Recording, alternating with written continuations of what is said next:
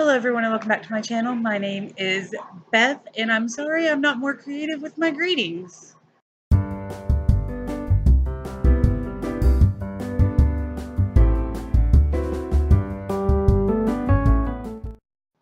So with that apology out of the way, today I am going to talk to you about something entirely different. It is a nonfiction cookbook. So I have blood sugar issues. I have low blood sugar.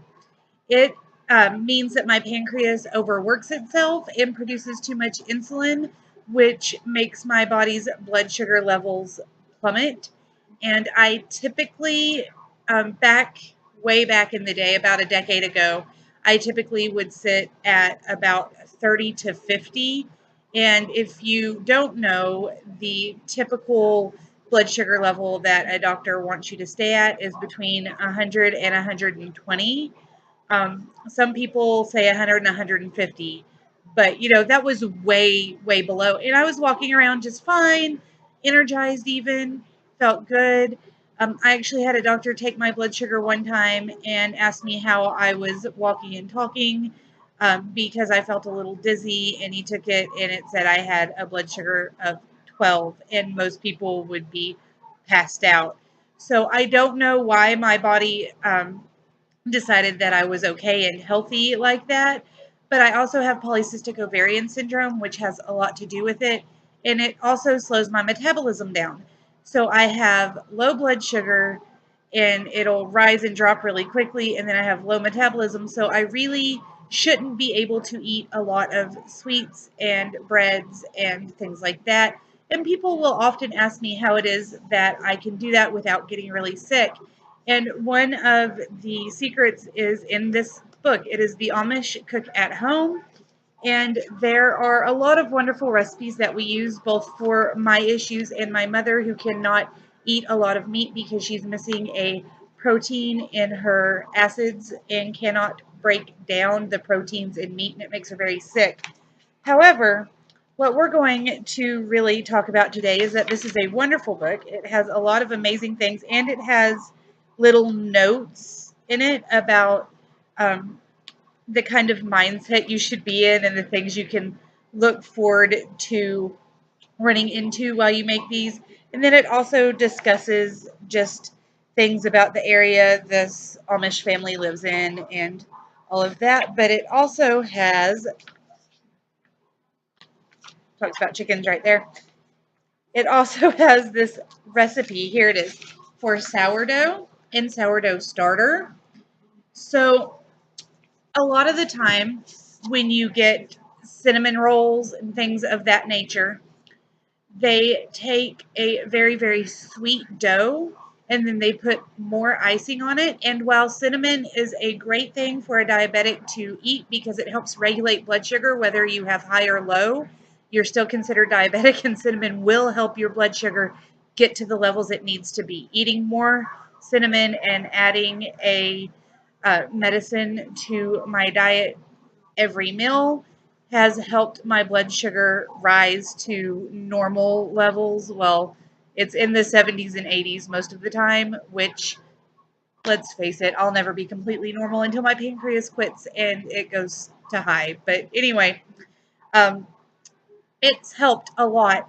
But when you add it to all the sweet icing and the sweet bread and all of that, it makes me incredibly ill to have even a few bites of it. Enter sourdough. When I was little, my favorite dessert was peach cobbler, and it's still one of my favorite desserts. And I could never understand why I could eat my mother's and not other people's. She uses sourdough bread. So what she does, and what I just did, because I'm making it for my girls for dessert tonight, is you take the sourdough starter, you make it, then you make the sourdough bread, and then you split it in half. You roll out the first half and you put it in the bottom of a pan. And then you take fresh frozen peaches, or if you can't have fresh frozen peaches, you can get a large can, which is what we had to do today. And you then put cinnamon in it. And if you have fresh frozen, you add a little bit of sugar, like a tablespoon to the whole big bag of fresh frozen. And if you have to have the can has extra juices in it, and the sugars get more sugary because it has the juice and all of the sugars kind of meld together in there. And I don't remember the name for that chemical reaction, but it happens. And so you don't have to add sugar in that point, but you do add cinnamon. You mix it together and you put it over the bread, the dough in the bottom, instead of using a pie crust. And then you take the other half and you make whatever design you want for the top.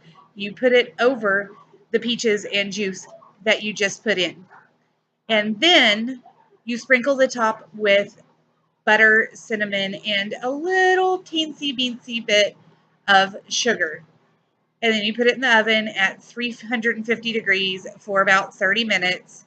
And it comes out with the sourdough bread having soaked in a lot of the juices and flavor.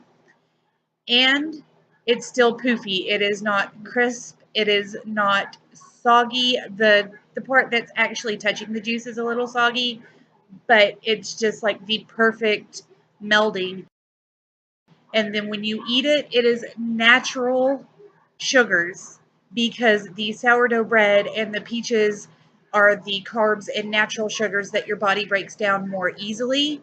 And so even diabetics can have a nice big piece of this without having too much problem if they have any at all. And there are many such recipes in this book. Now, it doesn't have that peach cobbler recipe because that's kind of a Tyree family secret that we've been doing, but it has a lot of recipes because the Amish people have to cook fresh. They don't do a whole bunch of boxes and cans.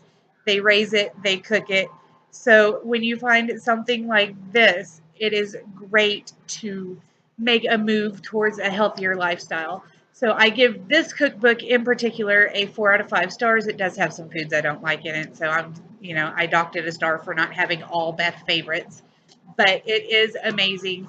And if you are looking for a book to help you find some better recipes to move towards less sugar or more fresh or whatever it is that you're doing, I highly suggest this cookbook or anything else that is kind of Amish recipe centered because they do have a lot of fresh food. But that one in particular, which is again by Lavina Eicher, I think it's Eicher.